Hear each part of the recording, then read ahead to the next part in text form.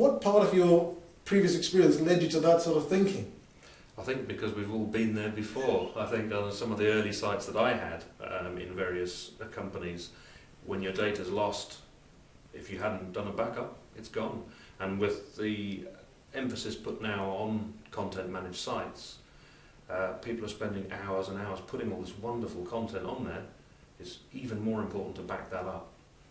Now, one of the things I'd like to talk about, and people try to shy away from this, but let's face it head on, price. Mm-hmm. Now, when I've had websites done in the past, people have charged me anything from £500 right through to £2,500 for doing a site, and then it sits there doing nothing.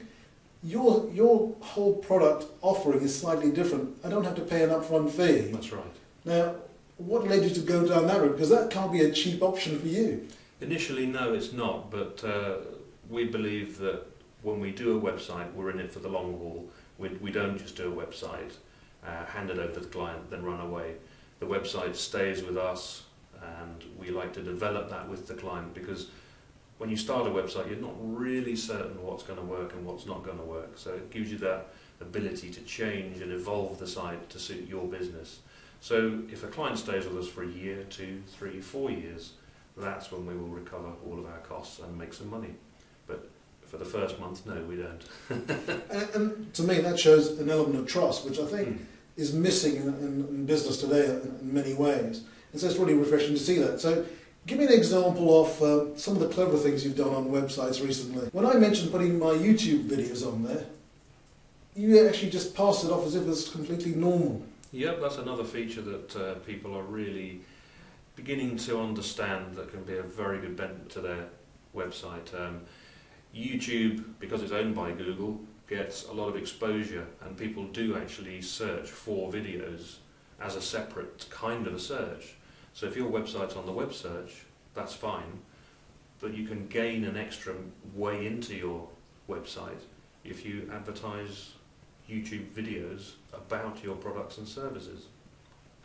So as a client, if I'm watching this video now and I'm not sure whether to come to Website Division or try somebody else, what sort of things would you say I need to be looking at? What sort of questions do I need to be asking to identify the skills of the person I may go to? Because I may just say, well, I'll get somebody to do it, a friend of mine, for example, for £200. What sort of questions would you say I need to ask to make sure I don't have a website that just stays there and earns me no money at all? I think one of the main ones is to try and find out if the web company actually owns its infrastructure. Do they handle all of the hosting? Do they handle backups? Do they handle all the email side of things? That gives you an indication as to how technical they are. Beyond that, their willingness to update websites with new technology as it comes out. You know, will they be up to date in 6 months' time? Are they actively looking to develop new methodologies and methods of getting higher in the search engines? And I know you do that because every time I talk to you, you've got another idea for me. Yeah. So that's a given from your case. But I know one of the things I quite liked about your site is one of your standard sites has got 13 things that you tell me that it brings. That's right. Now, I know when I check with other website developers, some of them have only got about 6 of those. So that's quite a nice way. So what led you to that sort of thinking? You've got 13 little benefits.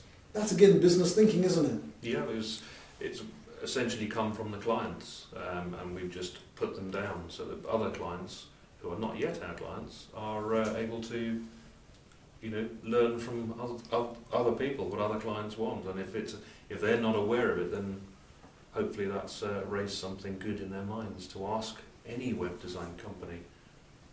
Well, Arthur, look, thank you very much for your time. It's been great. I'm glad you're my website development team.